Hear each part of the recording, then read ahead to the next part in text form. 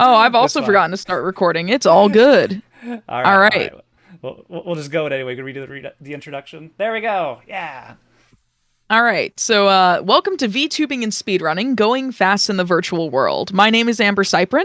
I'm the head marathon organizer at Fast Pace Events. I am a variety speedrunner on Twitch, and I am also a GDQ hotfix host. And we'll get into what all that means in a bit. To my to my right, technically, is That is me. I am Phant underscore TV, also a Twitch partner, variety speedrunner, and also GDQ hotfix host. And I do a whole bunch of behind the scenes stuff for like all the GDQ marathons. So if you ever watched a Games Done Quick events, if not, we can explain that later. But a whole bunch of really cool speedrunners getting together, raising money for charity, and just having a good time as always. And then to my right is I'm Sakura Subasa. I am a Twitch partner and professional randomizer speedrunner. I do this full time and it's a lot of fun. And I've also been on GDQ as a host for the main marathon stuff. yeah, so you may have heard her voice if you've been watching, like reading the donations and all that kind of stuff. Because Saku's always recognizable there. So I feel like anybody who's watched a decent amount probably can recognize you. All right, moving on. If I have this so selected, there we go. Yeah. Yeah, for anyone who may be new to this concept, we'll cover what is speedrunning. So a speedrun is a playthrough of a video game, or it's a section of a video game, or with the goal of completing it as fast as possible, usually by any means possible. They often followed planned routes. They may incorporate what we call sequence breaking, and might exploit glitches that allow sections to be skipped or completely completed more quickly than intended. And some speedruns are completely glitchless. There are things called categories, and we'll get into that a little bit later. But what speedrunning is not is inherently a competition with other people. The first focus is always about self-improvement. And so VTubing and speedrunning, what's it like?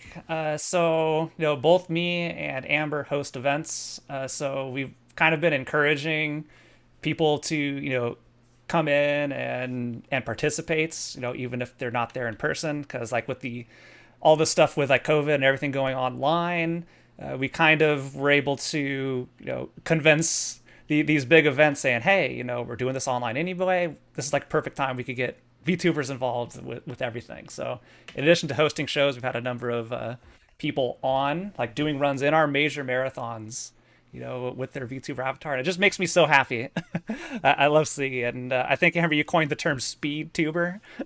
Yes, Yeah. when we were getting set up for this, I coined the term speedtuber. So I've actually run in Awesome Games Done Quick 2022. I also hosted during that the event and of like doing the donation reading and everything. And since then, that was like kind of like where I became a VTuber. That was a little more noticed. I started VTubing back in November of last year, so pretty recently, all things considered.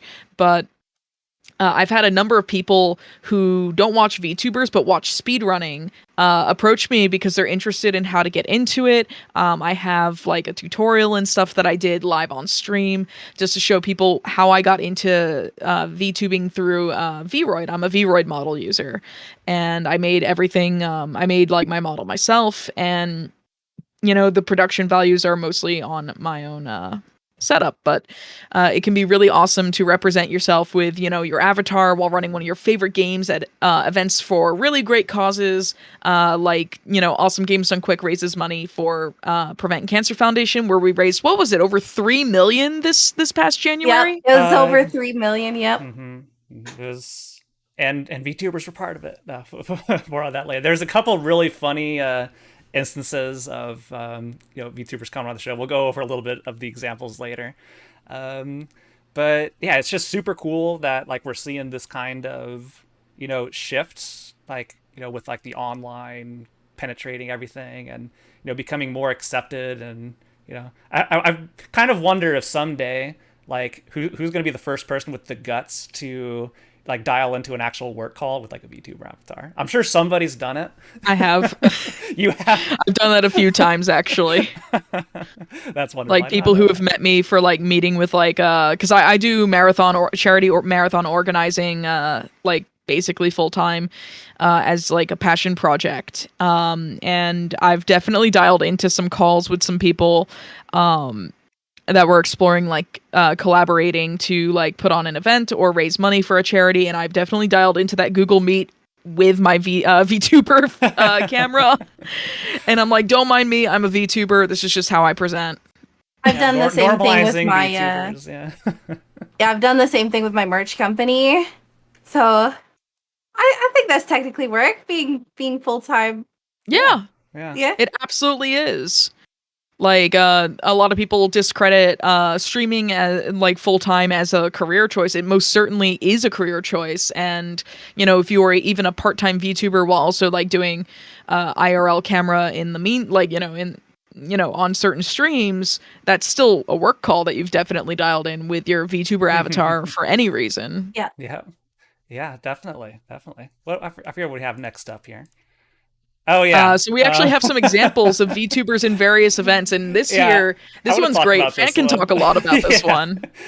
So if anybody who's like involved with speedrun probably knows who Spike Vegeta is, like a very energetic person, and this is one of the runners we had at AGDQ 22, Harutomo, who was from Japan. So like in addition to like allowing a whole bunch of like international representation in addition to the VTubers coming in. So we had this super interesting interview that I produced, and we just had Spike come in as like doing the real cam. Then we had Harutomo, the runner, coming in with the VTuber, and then Keishira, our translator, normally like just has like a VTuber as part of D&D, but it's like, hey, I got a VTuber. Why don't we just make everybody a VTuber except Spike? And then we just went and did this interview, and like basically no sold it, like anything was off. It was just perfectly normal. We're interviewing an anime fox person from Japan with a translator and some interesting Katamari things, because if it wasn't obvious, this was for the Katamari run at AGDQ 2022. And afterwards, I hosted that run. It was delightful. Yeah, there are so many people afterwards like, dang, Spike Vegeta's model looks really, really good. Like, I want to hire that artist who made Spike's model. Almost realistic. It's so realistic. It's so lifelike. Yeah. But we've had a number of VTubers, throughout all the events, and here's a couple where like I've been on some shows doing GeoGuessr. So that's like one of my favorites. Where you got Google Maps, everything's real. My partner being an actual person, and then there's me in space with a orbiting Earth background. That's great. Amber's done a number of shows, but we have a number of VTubers, like Kyo's Little Monster there has been featured before on like our hotfix shows. Yeah, the run that you actually see me be a part of, that is actually from an event that I co-organized with another GDQ hotfix host who is not a VTuber. But we do a yearly Sonic event, and I finally got to run in one, which was really cool. The last two I hosted in, and it was really, really fun to be able to do that. And I have like my background, which has like some memes related to the Sonic speedrun community. You might see behind my head, one of my speedrun partners that I've done a co-op run with is just kind of chilling over my fireplace in a really bad Amazon purchased Sonic costume. Oh yeah. You kind of see a hair of it right there at the top left of that camera, but it is quite something. But we've even had like people doing 3D models. Like this is from I think the Frost Fatales event we had earlier. It's like an all women speedrunning events. We had PNG tubers are welcome to like just we really encourage like at our events like show yourself as you want to be seen. If you don't want to do a camera, you want to do an actual camera, you want to use a VTuber avatar, we fully support that, and I think that's awesome that it's kind of started to catch on and more people have tuned into it being a regular thing as VTubers become more and more popular and seen in more and more situations. Like I saw one, I think it was like one of the Hololive people was interviewing some actors from the new Batman movie, and it's like this is great. It's so weird seeing this, but it's great that kind of thing can happen. It makes it more accessible for people too, like being able to show yourself as you're like playing your favorite game the way you want to be seen is really good. But why get into speedrunning? Amber, you want to take this one? Yeah, absolutely. So there's a number of reasons why one might want to get into speedrunning. Give me one moment. I have to yell at Google to. Oh, never mind. Never mind. Google stopped playing an alarm for my partner. My partner's an overnighter.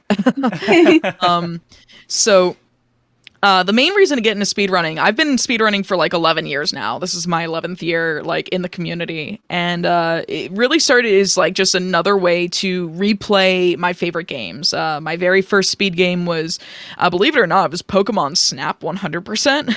I didn't stick with it very long because I didn't really understand how to route things properly yet. But the game I stuck with for 6 years and still speedrun in some form today, just kind of more casually and a little less seriously, is Sonic Adventure 2, which is like my favorite game of all time.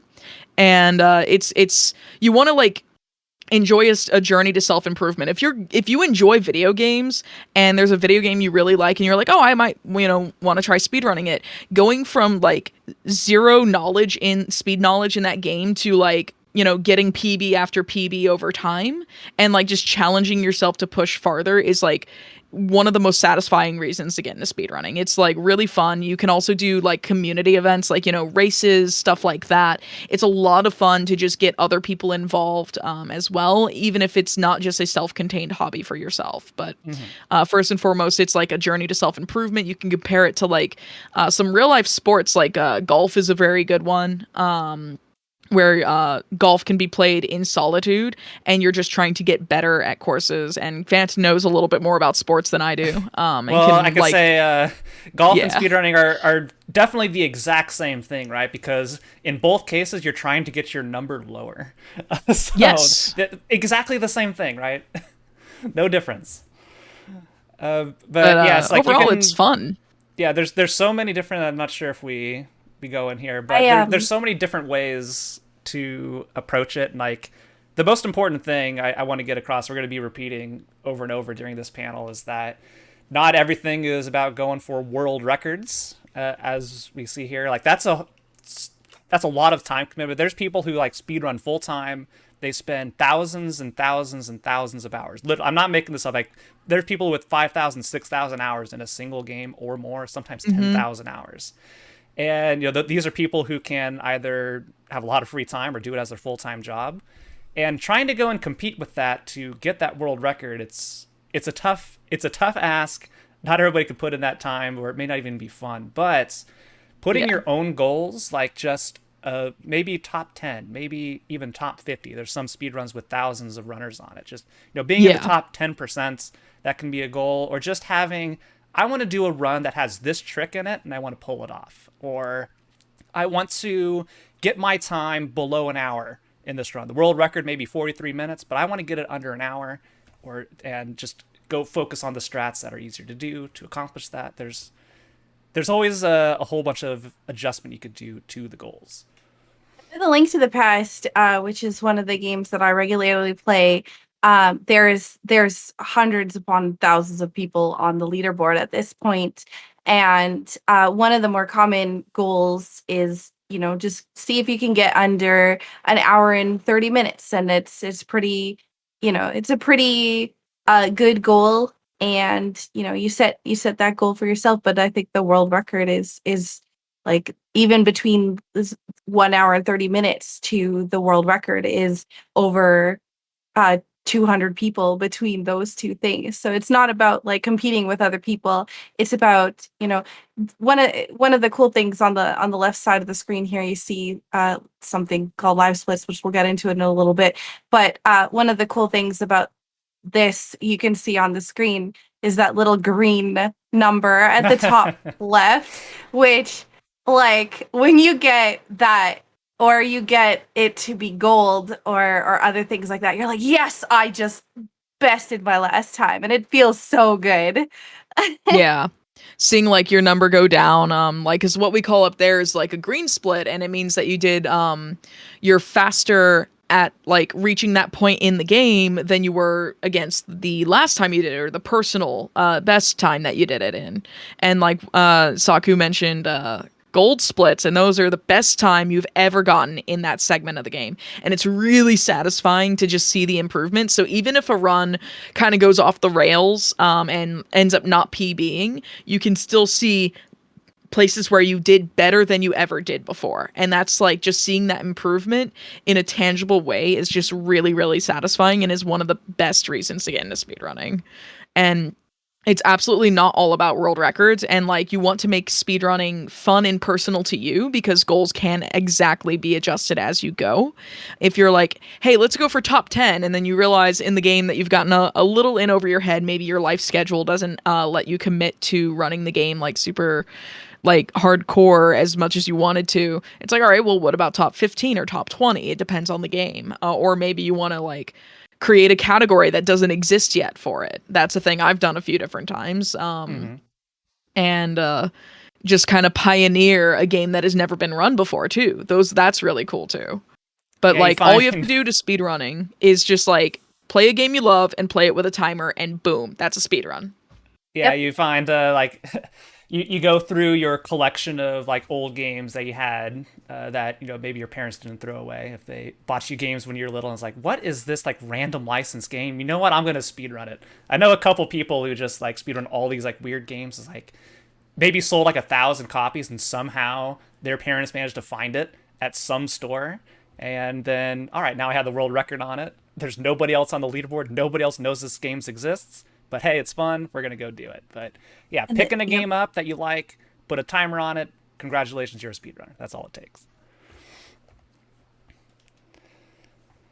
Oh, finding a speed game. This one, there's a lot of meats to this topic. Saki, what a yeah, absolutely. So finding a speed game, basically you can, as mentioned earlier, you can speed run anything. You can, as long as the game has a definitive objective, you can speed run the game. There's, the most common ones are just generically beating the game as quickly as possible. There's beating the game and collecting all the items. There's beating the game with as little items as possible. One of my favorites, again, Link to the Past, because it's the one I'm most familiar with, has a fun category called Cuckoo percent, which is, it's a random category where you just try to get this one house has a chicken where you can lift up a pot. There's a chicken underneath the pot, and you can powder that chicken. You can use an item on the chicken, and it turns into a beautiful woman. And wow. Boom, once you do that, then you're done the game. And it's you can pretty much, as long as you have an objective, you can pretty much run whatever game you want. If you don't have, maybe you have a favorite game and it's hours upon hours, you can just make a shorter category for it. You can set a specific goal, like once you get to this boss, that's the run, things like that. You don't have to play the whole game if you don't have time. Yeah, Pokemon Blue's a good example. They have defeat Misty as a goal. Like, so the first 2 gym leaders, because that's a fair chunk of the run, you just like, hey, beat Misty without glitches. Mm-hmm. And then the glitch runs. There's a category that like makes me giggle every time I say it, but Super Mario Odyssey has what we call a meme category that doesn't involve beating the game at all.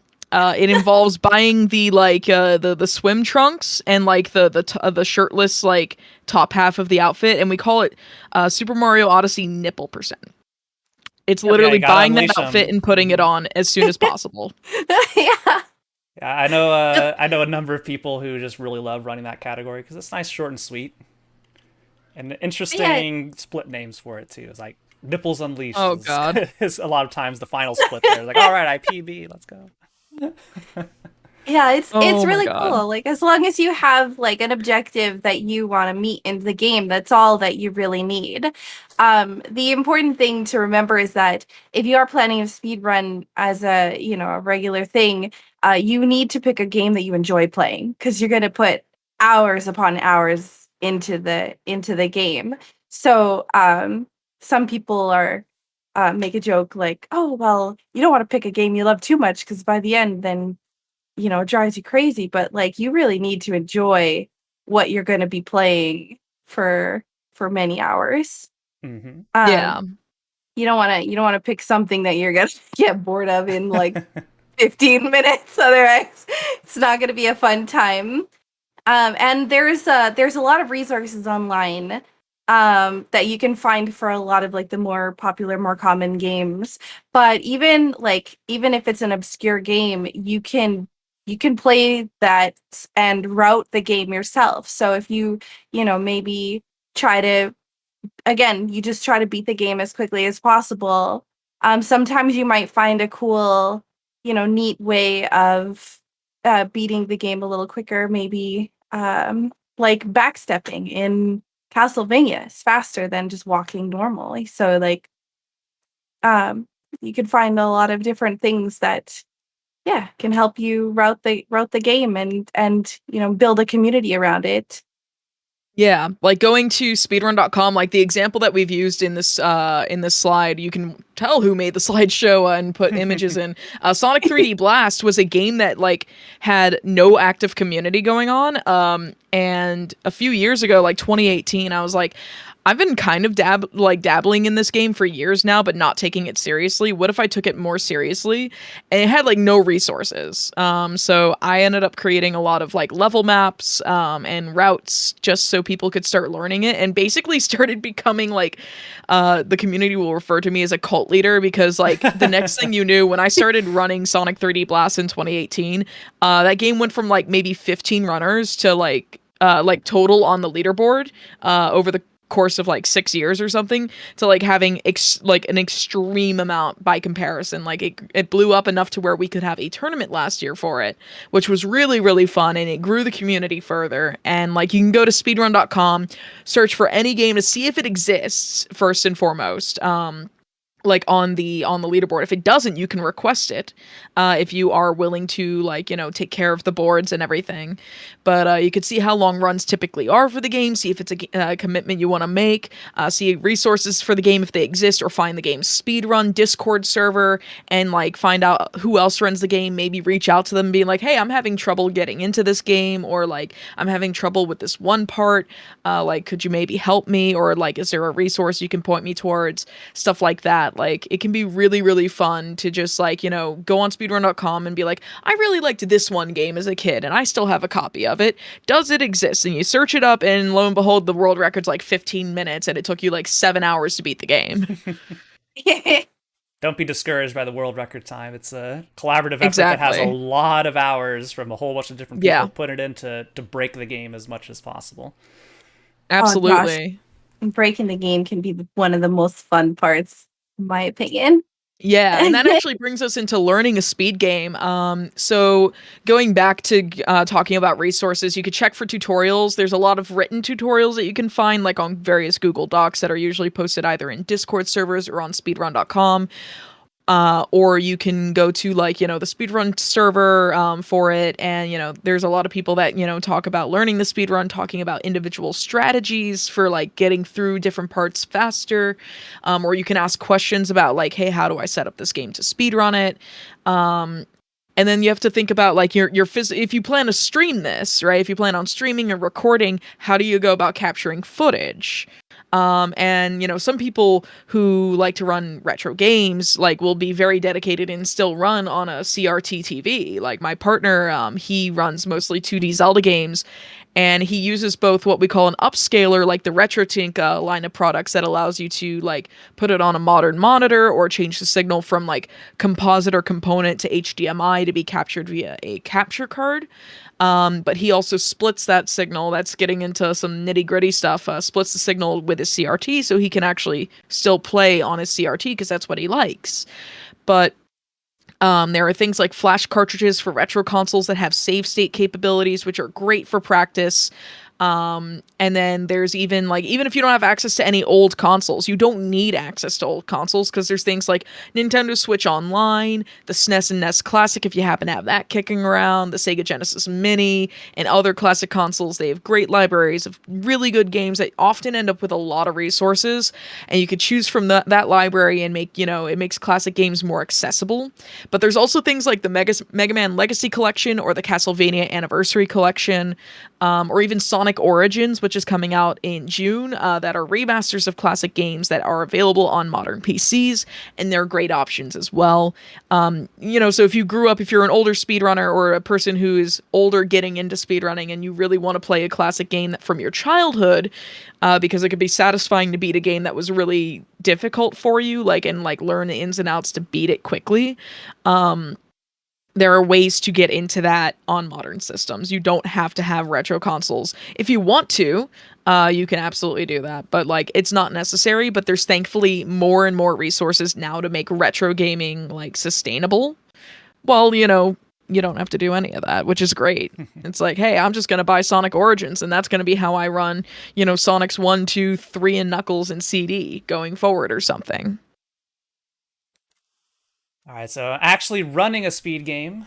So really important thing to note, it takes time for anybody to get good. The world record holder was not the world record holder from day one when they started the game. So don't discourage if you're not great, because so much speed tech, a whole bunch of strategies that are found. If you try to emulate the world record run, there are so many frame perfect strats or just ridiculously timing required, setups required, or very precise motions and movements in order to pull off, or just an immense amount of concentration that by themselves, single strategies could take, dozens of hours before you've actually mastered it.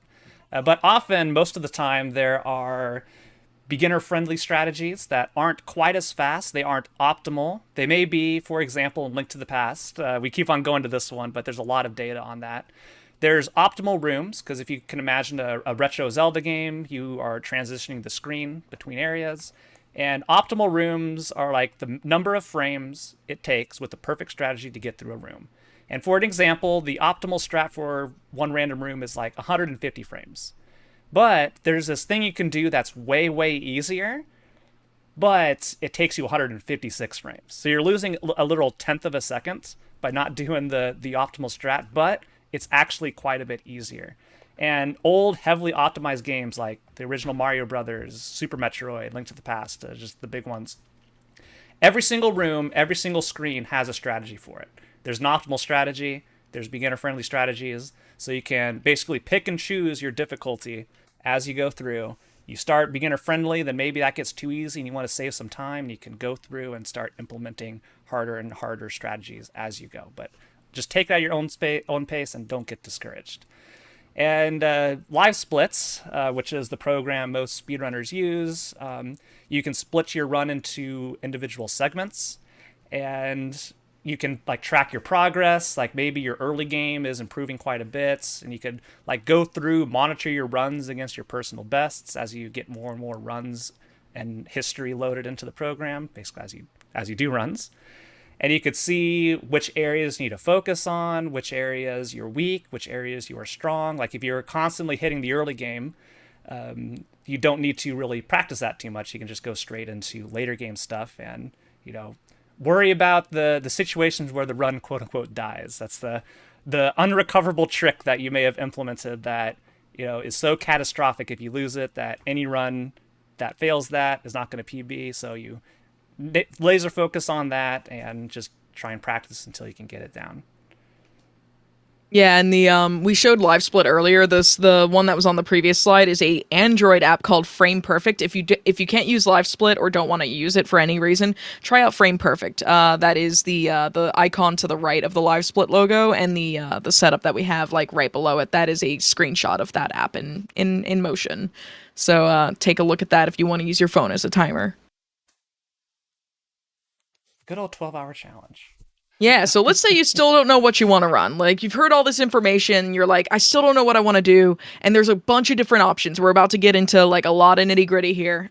So the first thing I recommend people start with is the 12-hour challenge. This is a thing that I've been doing a lot more recently because I've wanted to branch out and learn new games.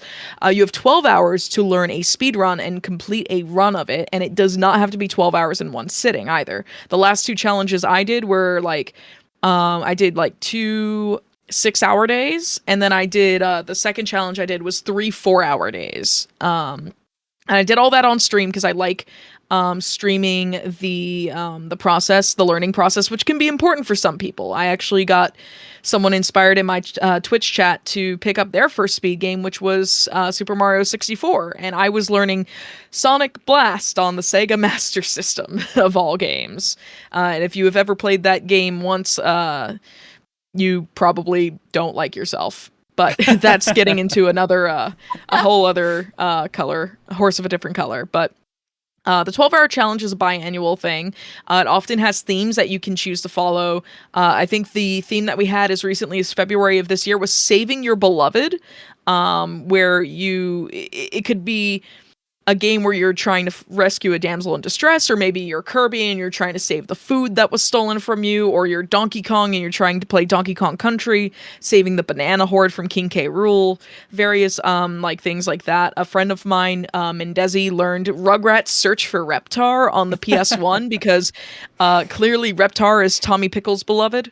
So Yes, you can also choose to ignore the theme like I did. That was the Sonic Blast 12-hour challenge I did, and there ain't no saving anything there unless like you're rescuing the Chaos Emeralds, but I didn't bother with that. But I did Metroid Fusion, which was not Yep. saving anything either. But like you don't have to wait for the challenge to start either. Like, so there's one in February and usually one in the fall as well. But like you can always check the info for current and past themes at this website here. It's golden with a 1.com/12-hour challenge. And if you check out Golden's website, that's Golden right there. Yeah, it's not a stock image. That's Golden.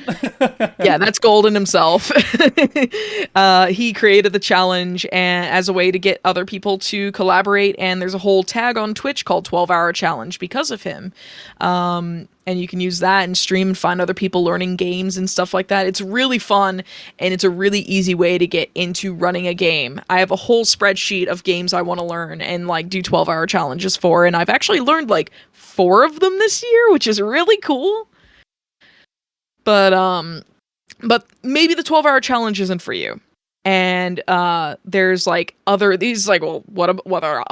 other options do I have? Words are hard. Video games are hard.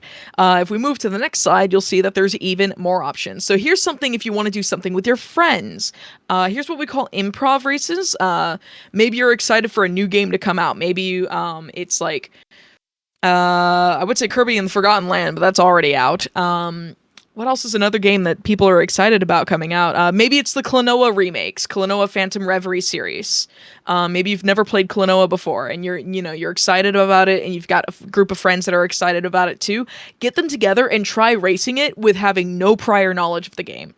You can do that with old games too. So like if you've never done a playthrough of like, let's say Mega Man 1 on the NES, and you have some friends who are interested in it, maybe you could do first playthrough races as well. And there's entire tournaments called like Cuso Grande and the Mystery Funhouse tournaments, and they revolve around like races of games that participants haven't played before. So we call those like improv races, unspoiled races, like first playthrough, stuff like that. You don't have to know a game to attempt a speed run of it at all. Like there were a group of people when Celeste, a very popular indie game, came out. There were people like Spike Vegeta, who we talked about earlier, or J Hobbs, and a few other people like doing races of Celeste without really having any knowledge of the game because it had just come out.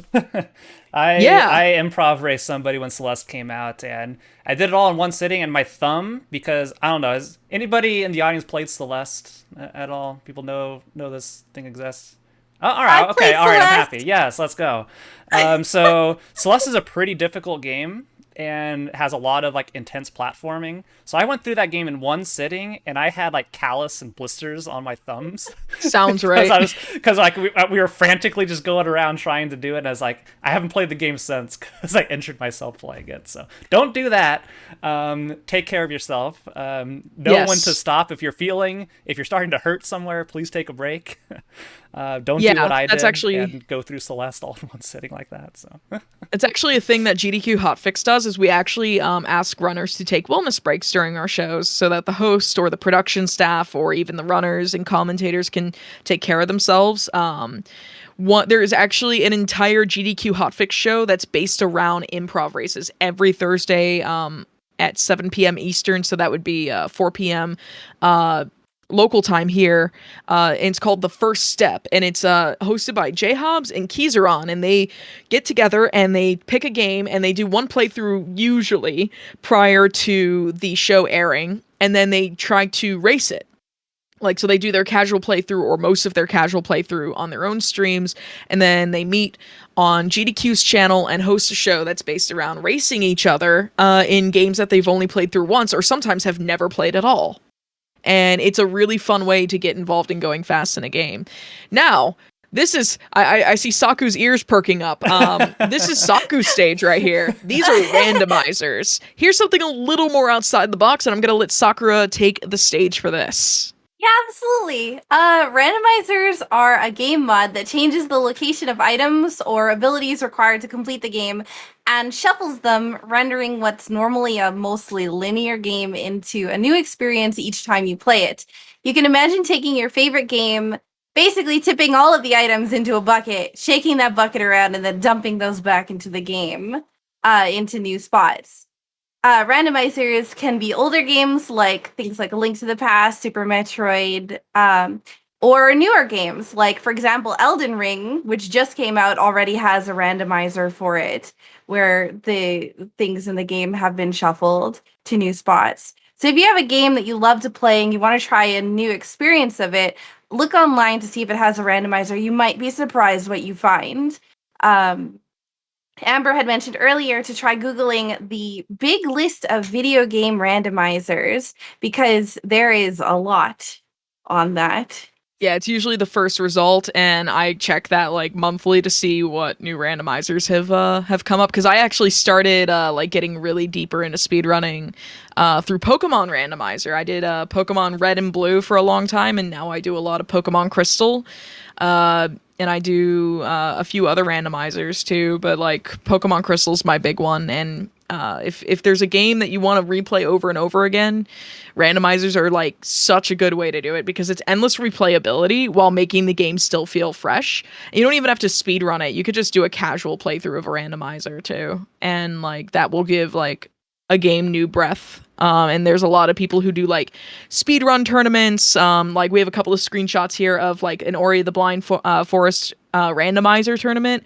And then there's also the Super Metroid item randomizer tournament. But there's things like Pokemon Crystal key item randomizer, Link to the Past, Zelda Ocarina of Time, like you name it. If it's a really popular game, it's probably got a randomizer. Yep. Like I know that, yeah, there's a few others that you can list as well, Saku. Yeah, and one of the other cool things about randomizers is it's opened up new ways to also play with your friends. So, for example, we have Ocarina of Time Randomizer, which was mentioned. Well, Ocarina of Time Randomizer now has a new thing where it's called Ocarina of Time Online, where you can take a randomizer game. So all the items are shuffled around in this single game, and you can have multiple people playing together. So I can play with Phant and Amber if they were both in my game, and we could see each other running around collecting items. We all share inventory for like if I pick up the bow, then Phant gets the bow, and Amber also gets the bow. And it's pretty cool, a new way to play with your friends and, you know, experience these older games, as well as something called a multi-world, which is if all three of us were playing, again, Ocarina of Time, where we could have, I would play a single game, Phant would play a single game, and Amber would play a single game. and all of our items would be shuffled together into each other's games, and it's chaotic and fun. And yeah, there's a lot of cool different randos that you could do, and play either on your own or with friends. It's yeah. And you might think that you have to be very familiar with a game in order to play a randomizer, but there's a lot of tools that these games have in order to make it more accessible for everyone. There's difficulty settings on most randomizer websites. So if you want something to have maybe more items so that you don't spend as long looking for them, or you don't have something showing up in a difficult location, you might be able to duplicate the item pool. So instead of having one bow in the pool, you have two. And so you're more likely to find it and less likely to have to do something that you really don't like doing in the game. As well as there's tools like trackers. Particularly, there's one called Emo Tracker that basically it'll show you all available checks in the game based on what you have or haven't picked up yet.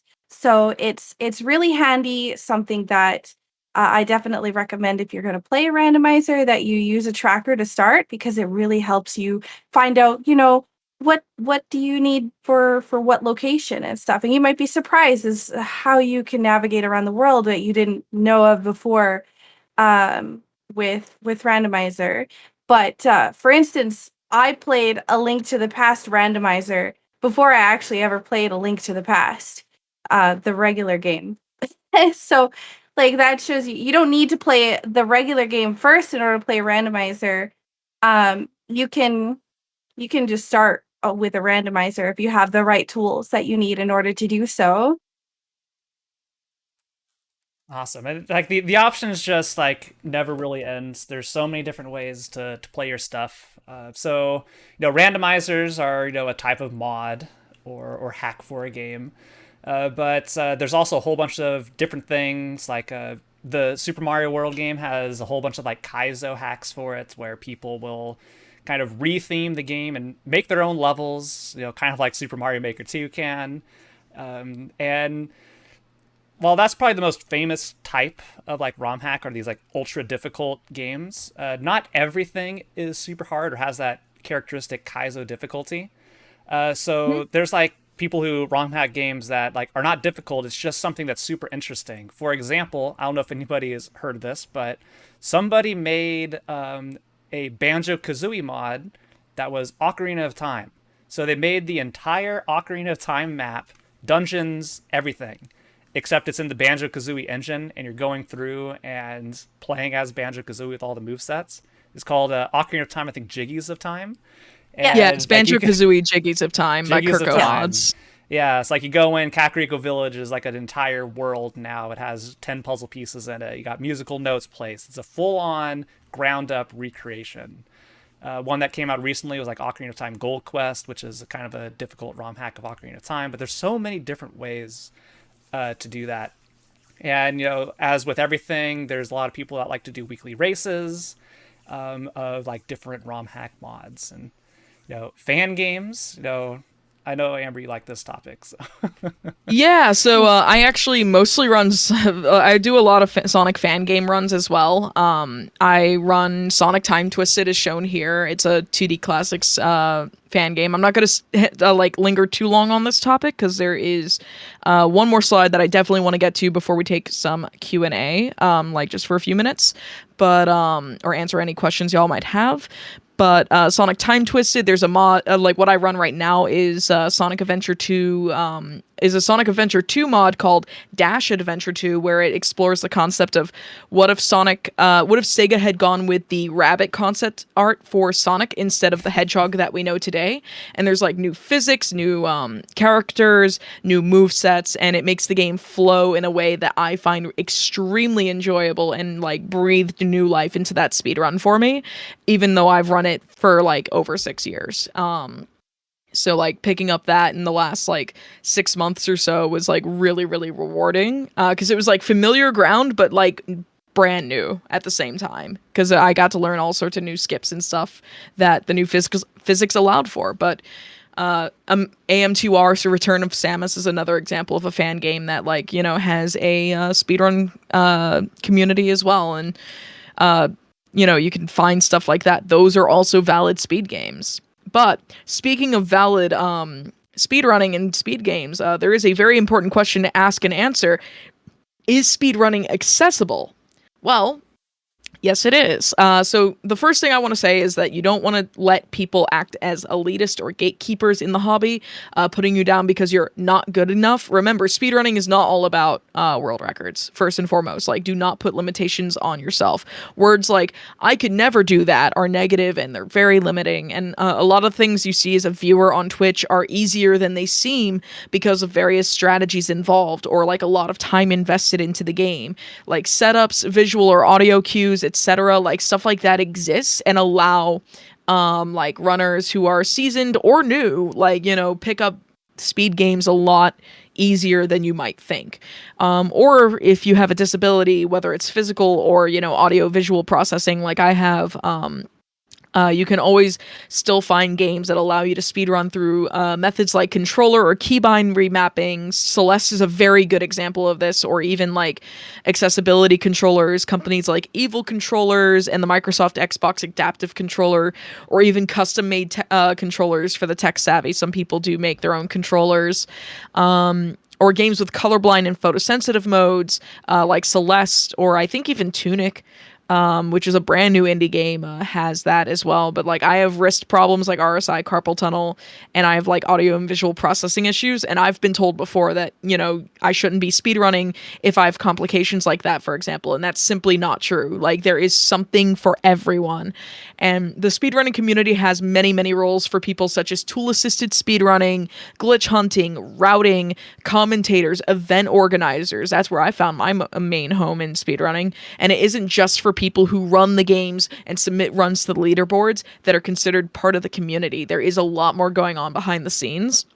And that is a very important thing. Like, even if you find out, oh, grinding a speed game isn't for me, I don't like going for PBs or going for world records or going for anything on the leaderboards, but I like doing, individual levels, or I like finding glitches in the game to help the community. Those are very, very important roles. And without roles like that in the background, the speedrunners that are on the leaderboards wouldn't be on the leaderboards where they are today. So, like, there is something for everyone in this community, even if it is something as simple as just, like, very casual speedrunner who really prefers to watch. Like, stuff like that is okay, too. But, like, basically, like, in conclusion there's many communities of people that are willing to help with a lot of games, old and new. Resources are easily available if you know where to look, and it's easy to network and make natural relationships with people playing the same games. So it's a great place to meet others and, be able to watch other people grow to be better speedrunners than, when they started. So, like, I know that we have a few minutes left. If anyone has any, like, questions or anything like that, like, this is a great time to, like, get up to the mic and ask them. But also, I'd like to just, I did see a Discord question come through in the Offkai Expo Discord saying, what are your favorite categories to run typically? Anything besides any percent? And really quick, while we do this, we're going to have just a background video playing of a speedrun of Tunic that Amber's Partners put together. It's like the former world record or something in under 21 minutes. He still holds the world record, but it's now under 21 minutes. But this is like a low 21 or something. But this is a great game that has like exploded in speedrunning. But to answer the question in the Discord channel, like, what are your favorite categories to run typically? I actually really like completionist categories. Not like super heavy completionist, but like my first like big event that I organized for GDQ Hotfix was actually Sonic and the Shiny Things, which actually banned any percent categories. We only took categories that would collect all of the shiny MacGuffins, so all the Chaos Emeralds or Soul Emeralds or Time Stones. And we actually only took those categories, and we do a specific like set of new like category restrictions every year. Like, it was Shiny Things, which was only emerald collecting, or The following year was side quests, which were any sort of extracurricular things like emblem collecting in the Sonic Adventure series, or like mission mode in Sonic Adventure 1, or the DX remake rather. And then this year we did glitchless. We actually did Sonic and the Glitchless Gauntlet, which was only glitchless runs rather than your typical glitched any percent runs. And those tend to be some of my favorite categories. Mine are the meme. Go ahead, you take it first. Yeah. Sorry, mine are the meme categories. Anything with like I said, I mentioned earlier, Kuko percent is a pretty big one. I enjoy Blue Cane percent, a lot of like Link to the Past stuff because that's like my main thing. Besides, of course, like the typical PC any percent, which was my first Final Fantasy speedrun. But yeah, that's mostly meme categories are my thing that I enjoy. Yeah, meme categories are definitely fun. One of my favorite runs is for Super Metroid. It's called the Nintendo Power Percents. So speedrunners have like optimized the heck out of Super Metroid, finding like every frame you can save, and still new stuff is found. But you know, back in the 90s, there was a guide from Nintendo Power that said, this is how you defeat Mother Brain as fast as possible, collecting the least amount of stuff. And it has like a big warning. It's like, warning, this run skips a lot of like energy tanks and other stuff, so it's really, really difficult. So proceed at your own risk. And it gets like 3 times as many energy tanks as the actual, you know, glitchless 80% run. And the route is just horrendous. It's really, really bad. Like, you don't have to be a speedrunner to know that some of the backtracking that route makes you do is inefficient and very inefficient and slow and just costs so much time. It doesn't take an expert to see that. But the rules of that category are you have to collect everything in the order that the Nintendo Power Guide says to. So you go through, you follow it directly. You know, how you go between those items is up to you, but you have to collect them in that order. There's another similar route called Club Nintendo Percent, which is like a Spanish language magazine. And I did it. We have this GQ hotfix show called No Category Left Behinds, run by Nukes. And that one just focuses on weird categories like this. And I did a Club Nintendo Percent run for them there. That was a blast. But outside of that, goodness. I generally prefer doing glitchless runs because I like seeing a lot of the game. But that doesn't mean I will not, you know, delve into the realm of glitches. So like A Link to the Past is one of the most broken video games ever. And there are so many things you could do with manipulating the memory of that game to cause you to go underneath the floor and, you know, warp around and, you know, collect different dungeon rewards. Like you go in, you enter Hyrule Castle, then you glitch through a wall and you fight land molas, and then they drop the ether medallion for some reason.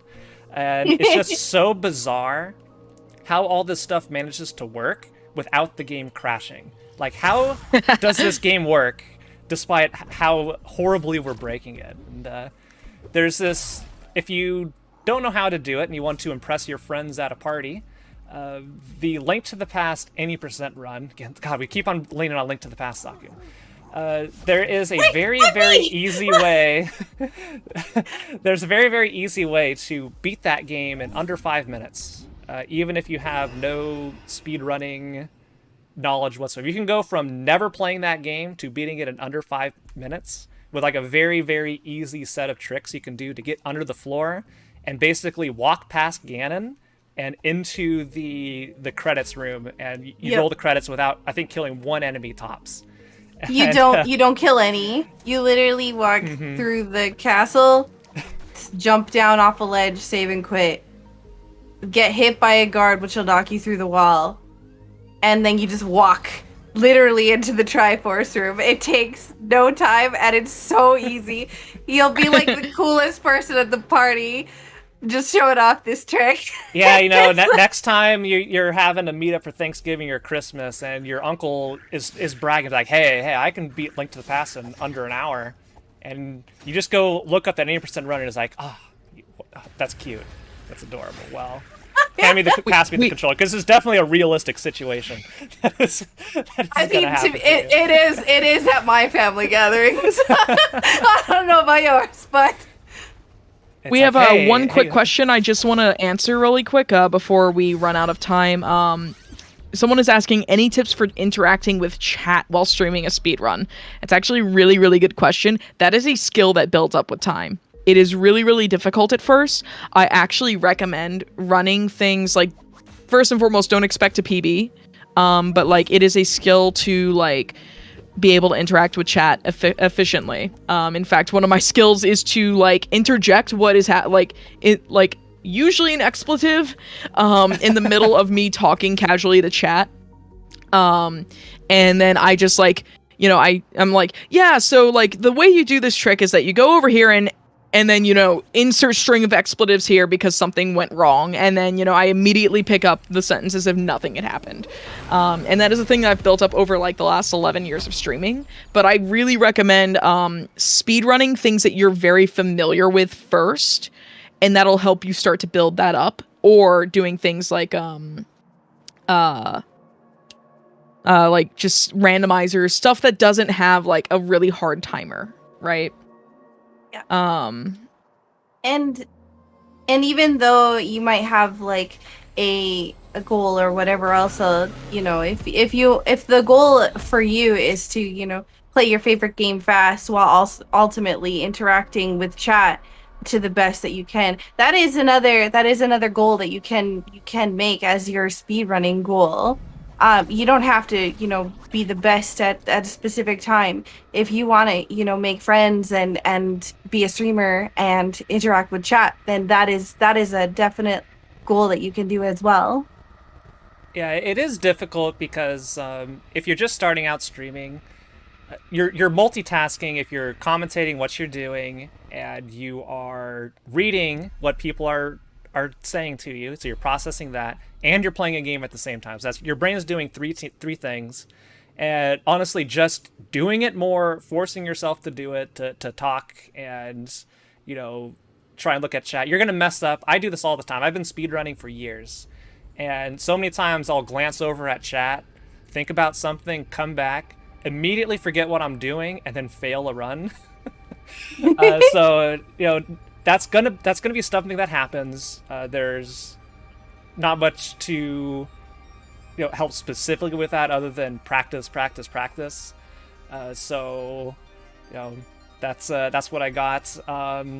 If you like have a mod there, like getting channel point predictions in, if you're streaming on Twitch, is a good thing to do. It's like get people invested. It's like betting is like, oh, you know, will we see X time? Will we see this run make it past this? Like, I know there's a couple people doing like Kaizo Ironmon, which is like a challenge for Pokemon about, you know, artificially restricting yourself on a whole bunch of rules. And every single run, a channel point bet goes up as like, will this run make it past like Brock? Will it make it past the Rock Cave if you're looking at like Red and Blue? So there's a whole bunch of stuff there. But we have another question. That's viewers love watching running streams, but how do you help keep people interested in things like routing or practice streams? Yeah, so I've also answered this in the Discord, and we're about to run out of time. So I'm happy to keep answering questions in that Discord. If you haven't joined the Offkai Expo Discord, you probably should. And go to the panel room to chat, because I think we were the only panel in this room tonight. But basically, I talk through my thought process. I show myself taking notes. If I'm referencing a video, sometimes I show that video I'm learning from on stream. I think I speak out loud a lot. Whatever's in my head, I speak out loud.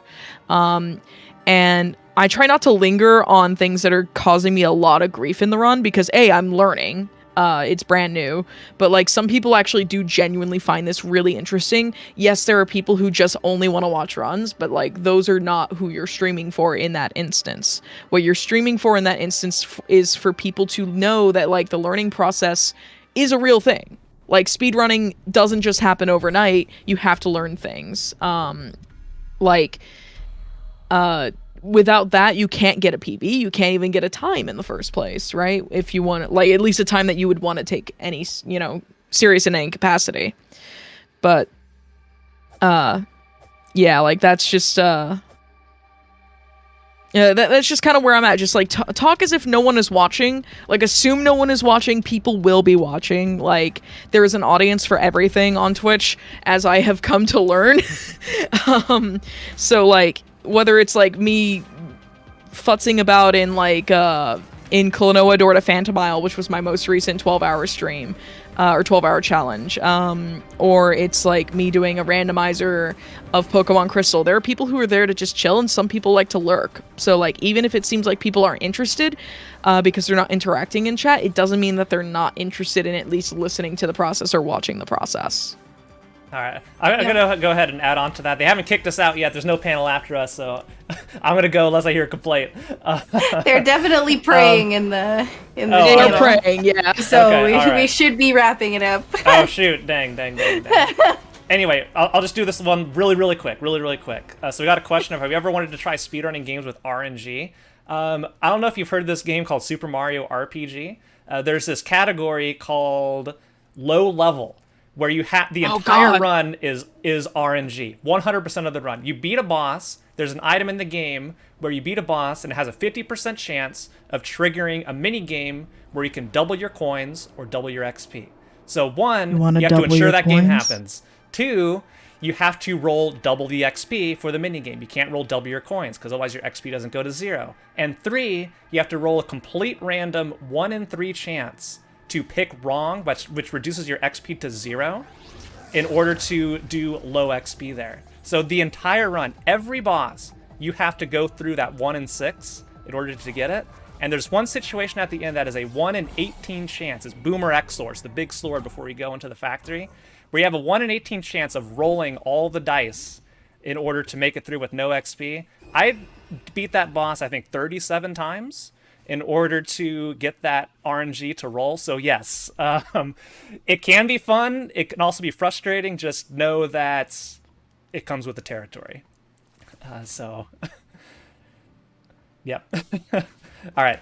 If I think we are getting yelled here to stop here, so I think we're gonna wrap it up. So I'm gonna go once more to our big screen here. I think we got this. Yeah. Yeah. Let me actually remember to not have us in the void. One sec.